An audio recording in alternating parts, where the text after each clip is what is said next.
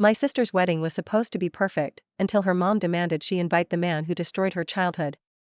I, 52 female, am currently in the process of helping my daughter, female 36, plan her wedding to her fiancé, female 38. We are currently in the process of planning out the guest list. I'm paying for half of the wedding, so I think it's only fair that I have some input into who gets invited. We were talking about who to invite, and I mentioned my siblings, male 46, female 54, female 49, female 48, and female 50. She mentioned inviting my sisters since they live on the same side of the country as us, but when I mentioned my brother, she got really reluctant all of a sudden. She said she didn't want to force him to travel, and I mentioned I could ask him later, and she just got quiet and said, "We'll think about it." I got upset and said that she could invite all of my siblings, or none of my siblings. She said that wasn't fair, since it was her wedding. I'll admit I got a little upset and said that I was paying for half of it, and she'd made me wait for this long enough, so the least she could do was invite my family. She got mad and said that she never asked for me to fund it, and she didn't need my money anyway. I left before I'd say something I'd regret, and I drove around for a bit.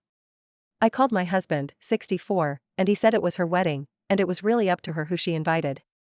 I told him he didn't understand, since he's an only child. He got upset, and we argued for a few minutes before hanging up and driving back over to her place.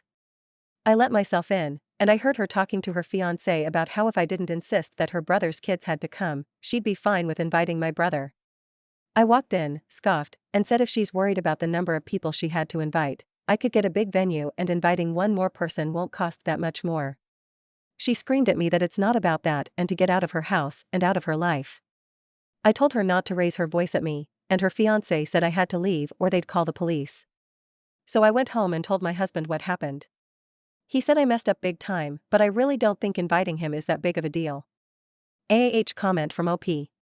I don't know why she wouldn't get along with my brother.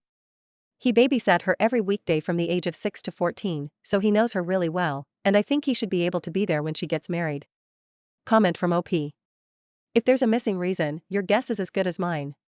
I called her a few minutes ago, and when I asked why she wouldn't invite someone who helped raise her, she said something about how he didn't do S for her and she would never trust him. I think the stress of wedding planning is getting to her since he has been there with her every day for years. Comment from the fiancé of OP's daughter. You agreeable Thai 63003, this has to stop. Your daughter said you sent her this post as soon as you posted it since you were sure everyone was going to be on your side. It is our wedding, and you don't get to dictate who we invite. You know exactly why your daughter doesn't trust your brother, her uncle. Comment from OP.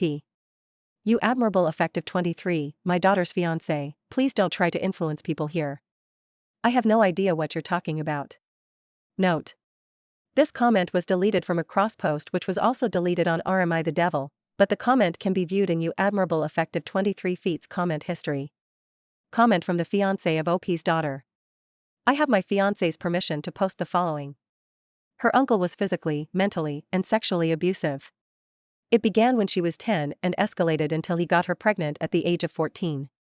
She told her mom because she had to get an abortion, and the moment they left the clinic her mom said, "This never happened." Her mom is the only person who knew until me. Update, Mill is under a 72-hour hold. First off, thanks to everybody who reached out. Your kind words were really helpful and much needed. I really appreciate every one of you, you all rule. Most importantly, my fiancé is doing fine. She's been in therapy for years and her doctor has been really helpful.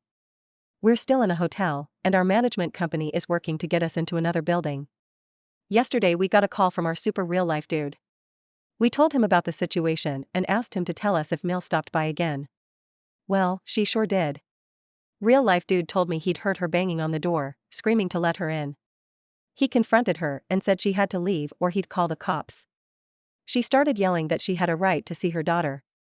He left to call the cops, but when he came back she was gone. However, she left him something to remember her by. She took a dump on our welcome mat. We were shocked, but we checked our Ring camera and it was all there. It would be almost funny if it weren't so messed up. We later got a call from Bill saying M was in a 72-hour psychiatric hold. She apparently went to a convenience store and ended up knocking over some displays and threatening self-harm multiple times. The cops were called, no charges were filed, but she was placed on a 72-hour hold. So that's where we are. We're going to be using this time to move all of our stuff to a storage unit while we look for a new apartment, so there's no chance she can find us at our current place. I still don't know what the future looks like, but it's better than what it was before. Note. The fiancé. You. Admirable effective 23. Had an earlier post in our Just No Mill that adds context to why OP may have suffered such an intense mental health crisis. There is likely repressed trauma involved because OP was forced to marry her 27-year-old youth pastor who impregnated her when she was 15. I am finally going to NC with my future mill. My relationship with my mill finally came to a head today. My fiancé was raised by aced religious family. Mill was a teen mom who was groomed by her youth group leader and her parents forced her to marry him. My fiancé's uncle was a sexual, physical, and emotionally abusive monster. It began when she was 10 and escalated until he got her pregnant at the age of 14. She told her mom because she had to get an abortion, and the moment they left the clinic, her mom said, "This never happened." Her mom is the only person who knew until me. She was always shy about her family, and for the first few years of our relationship, she would call them almost daily but refused to introduce them to me or see them in person. She didn't tell me until her brother's wife got pregnant. She broke down crying, saying she needed to protect his kids from her uncle. That night, it all came out. I was so angry. She reluctantly started visiting her parents after the kids were born because she wanted to make sure she could protect them from Mill as well. Thankfully, her uncle moved across the country a few years ago and he's never met the kids. We recently got engaged and we were planning our wedding. Mill found out, said she was paying for half, and started talking about the guest list. She insisted on inviting my fiancé's uncle, and they got into a huge argument where Mill started pulling plates out of our cabinet and dropping them, and we had to physically push her out of the apartment and lock the door. She banged on the door for a few minutes before storming off. Later, my fiancé started talking about how she could maybe appease her mom if she could invite her uncle, but not her brother's kids. Her mom found a spare key, unlocked the door, and walked in like nothing had happened. She pretended like she didn't see the issue and started complaining that we could just get a bigger venue so we could invite everyone. It escalated, and I had to threaten to call the cops to get her to leave. Mill then made an ADA post and was willfully obtuse to everyone who clearly picked up on what was wrong. Mill sent my fiancé the post because she thought people would be on her side. My fiancé was furious and told me this was it, she was going to NC with her, and I could tell people in the thread what happened, so that's it. She's blocked on all our phones, and she's finally going to tell her brother what happened. A whole can of worms has been opened, but a weight has been lifted as well.